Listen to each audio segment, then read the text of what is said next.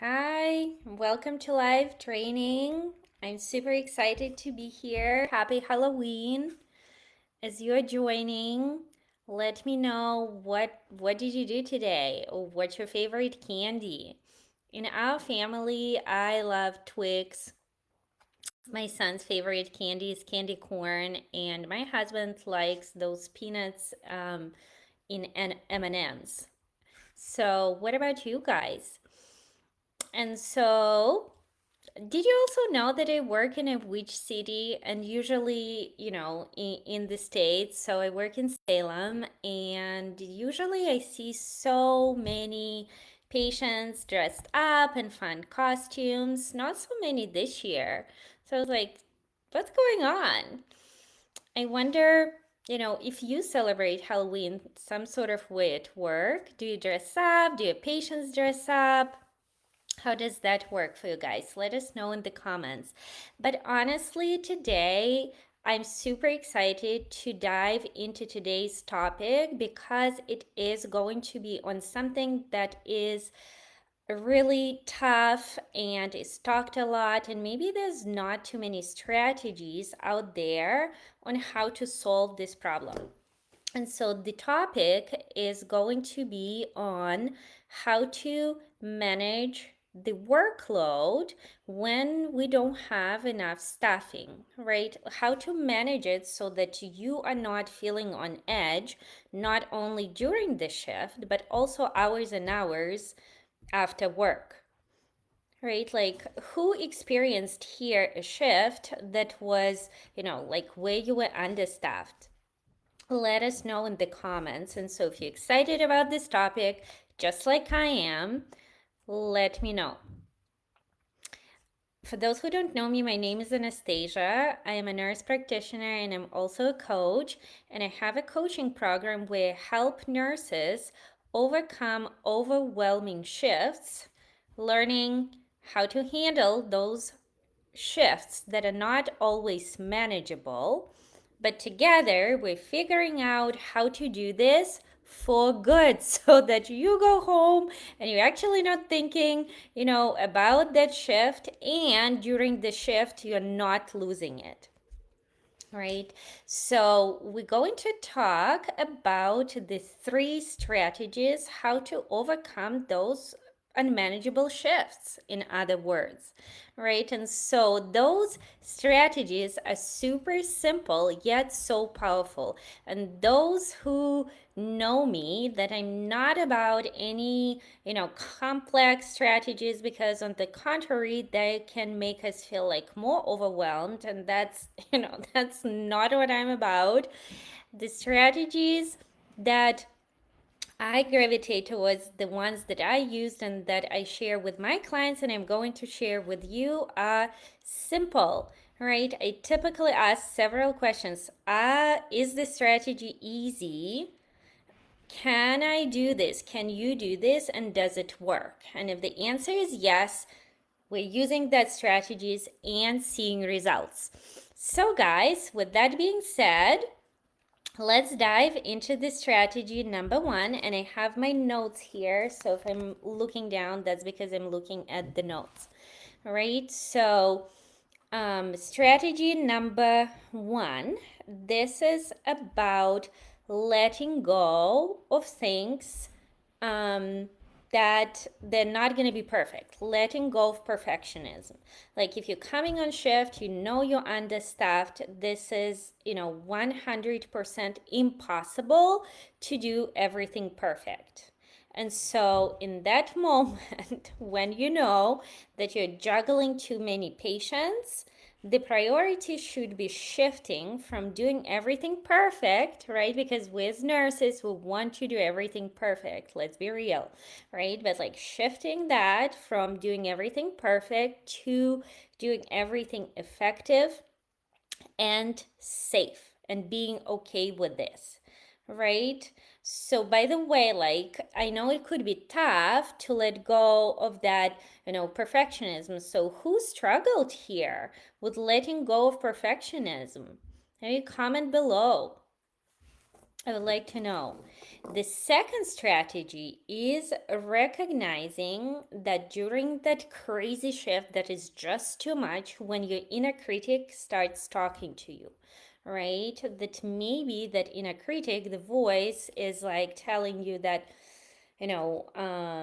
you could have done this better, or maybe you're not fast enough. You couldn't be in so many places at once. So, noticing that inner critic and reframing it, right? Because honestly, guys, in the moment when you're doing, a task, right, just reminding yourself that you are doing the best that you can with the resources that you have, right? Because you're all safe nurses, you passed the boards, you're all practicing. So, but sometimes the resources are limited.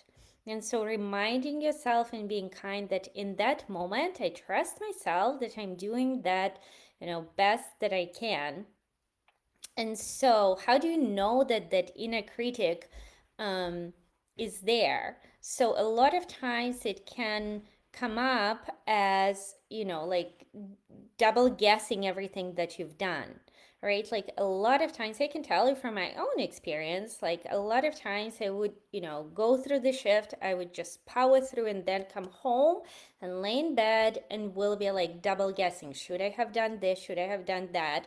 And so, yes, maybe I was, able to work through the shift, but then at home, I was punishing myself too much about, when I was thinking about it. And that was exhausting. So, and I definitely wouldn't want for you, if you having the same issue at home, for example, beating yourself up when that inner critic is coming up and you're double guessing. I would love for you to let go. And so let me know if you're struggling with that. And number three, at the end of that overwhelming shift, and I cannot stress this enough, is do you have a ritual where you are leaving what happened at work before you're driving home, before you're going home? Like, who's here has a ritual that, you're letting your brain know that you are done? Like, what kind of ritual is it? For example, for me, a lot of times, so I used to use two, and right now, most of the time, I just use one of them. So, letting like just release of that energy could be done through the sound. And so, I used to sit in my car, and I still do at the end of every shift, and I listen, and sometimes I play Koshi chimes, and sometimes I just turn on the YouTube video and the Koshi chime play.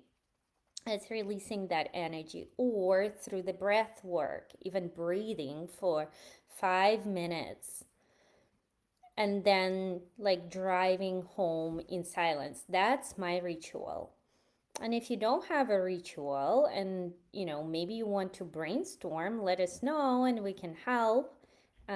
Just give you some ideas, right? Because the whole reason for doing that is to teach your brain, our brain, that we are done, right? And we can teach our brain. It's a skill that once you're sitting in this car, once you're breathing, and once you're listening to music or whatever the ritual that you're doing, sometimes it could be as simple as washing hands and just saying something to yourself, then the brain is going to remember this, that work is done.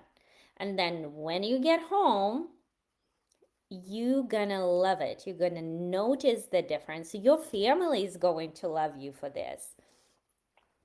So, to recap, we talked about three super simple strategies that can give you so much more peace, first of all, and control during the shift when you are understaffed and the shift that seems unmanageable. And those strategies are letting go of perfectionism, all right? Um, Noticing that inner critic and reframing inner critic, and then creating the ritual when you're leaving work to go home, that work stays at work. And so my question to you, how many of you would love to be more in control and not be scattered during that shift that is understaffed, unmanageable? And instead of beating yourself up in that moment and be scattered, feeling like you are in control. Because that is a struggle. That is a struggle and a goal. But you don't have to face it alone. This is exactly what I help other nurses like myself overcome. So, if you need help with that, because a lot of times, it is so hard to notice our obstacles that help us to get to the goal that we want. So, if you're ready for that extra help, comment support or DM support, and I will reach out. We will see where exactly you are, what's holding you back, and I'll give you a personalized strategy. If I can help you, I'll give you that personalized strategy. And if I can't, I'll refer you to a different resource. So I hope that the training was helpful for you. If you got some value, comment value and let us know. Let me know what resonated with you. And for those who are ready for the next step, comment support. And happy Halloween. It is great seeing you all. And I'll see you in the next training, guys. Happy Thursday.